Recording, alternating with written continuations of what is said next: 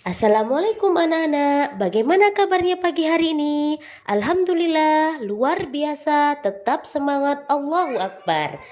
Setelah kemarin kita mendengarkan cerita sirah mengenai Nabi Soleh alaihissalam, sekarang Ustazah akan menceritakan cerita terakhir kita di semester 1 ini mengenai Nabi Ibrahim alaihissalam. Siapakah Nabi Ibrahim alaihissalam? Nabi Ibrahim alaihissalam lahir di Babilonia dengan ayahnya yang bernama Azar. Siapakah Azar? Azar ini ayah Nabi Ibrahim, seorang pembuat patung berhala. Ketika itu negara Babilonia diperintah oleh Raja Namrud. Raja Namrud adalah raja yang kejam. Raja yang selalu menganggap dirinya adalah Tuhan. Sehingga Raja Namrud tidak mempercayai mengenai Allah Subhanahu wa Ta'ala. Ketika itu Raja Namrud bermimpi bahwa ada anak laki-laki yang akan merebut mahkotanya. Maka maka Raja Namrud memerintahkan seluruh prajuritnya untuk membunuh anak laki-laki yang baru lahir.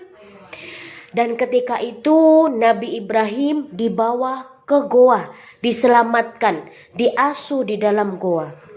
Ketika Nabi Ibrahim alaihissalam keluar dari goa, beliau mulai berpikir, siapakah yang menciptakan alam semesta ini? Siapakah yang menciptakan siang dan malam?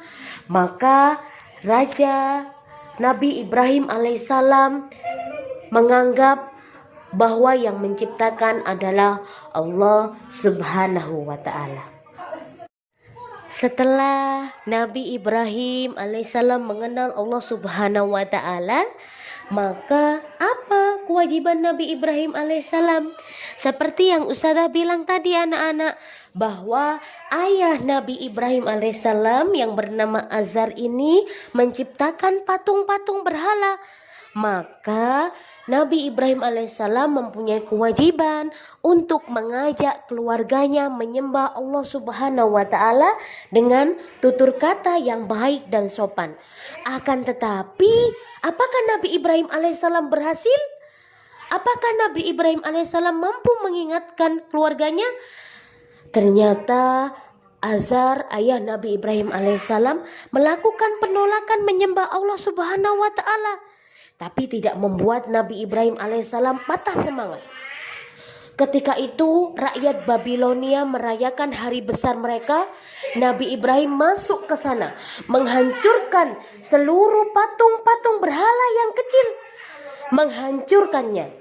Kemudian setelah dihancurkan patung berhala-berhala ini, Nabi Ibrahim alaihissalam menyisakan patung yang sangat besar. Digantungkanlah di leher patung berhala ini alat Nabi Ibrahim alaihissalam. Kemudian datanglah Raja Namrud menanyakan siapa yang berani menghancurkan patung-patung berhala ini. Kemudian Nabi Ibrahim alaihissalam mengatakan bahwa patung berhala ini tidak dapat melawan kapal ini, karena memang patung tidak dapat bergerak. Nabi Ibrahim ingin menyadarkan bahwa patung ini tidak boleh disembah karena tidak bisa bergerak anak-anak. Maka kemudian Raja Namrud menghukum Nabi Ibrahim alaihissalam dengan melemparkan ke api untuk membakar Nabi Ibrahim alaihissalam. Tapi mukjizat Allah Subhanahu wa Ta'ala datang menyelamatkan Nabi Ibrahim alaihissalam, sehingga Nabi Ibrahim tidak terbakar dengan diselamatkan oleh Allah Subhanahu wa Ta'ala. Setelah itu apa ya yang dilakukan Nabi Ibrahim alaihissalam? Kemudian Nabi Ibrahim alaihissalam hijrah ke Palestina. Allah memerintahkan Nabi Ibrahim hijrah ke negeri Jazan dan menikah dengan ibunda kita semua, yakni ibunda Sarah sebagai putri Raja Krazan.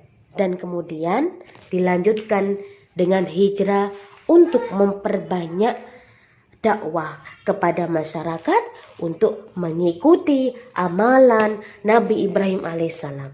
Kemudian anak-anak, apa hikmah yang dapat kita ambil, pelajaran yang kita dapat praktekkan sehari-hari dalam kehidupan kita? Yang pertama, hidayah itu akan datang kepada siapapun. Berkah itu, hidayah itu, petunjuk akan datang kepada siapapun jika Allah menghendaki. Yang kedua, hormatilah, berbuat baiklah, berlemah lembutlah kepada orang tuamu. Karena setinggi apapun anak-anak, sepintar apapun, sebaik apapun anak-anak yang solih dan solihah, maka kewajiban kita sebagai seorang anak yaitu berbuat baik dan selalu menghormati orang tua kita. Yang ketiga, manjada wajada. Apa anak-anak? Manjada wajada. Barang siapa yang bersungguh-sungguh, maka dapatlah ia. Maka kita harus selalu berjuang. Kemudian yang keempat, percayalah bahwa Allah selalu ada bersama kita. Allah tidak tidur.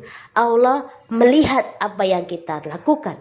Maka percaya bahwa Allah selalu membela kita. Yang kelima, ketinggian akhlak kita, adab kita, dan bagaimana ibadah kita itu yang akan membawa kemuliaan bagi hidup kita. Maka yang paling keutamaan dalam anak-anak lakukan adalah, Ustazah selalu bilang ke anak-anak, tinggikan akhlak, tinggikan adab, perbaikilah ibadahmu supaya Allah selalu memperbaiki dan selalu mengabulkan apa yang kita inginkan.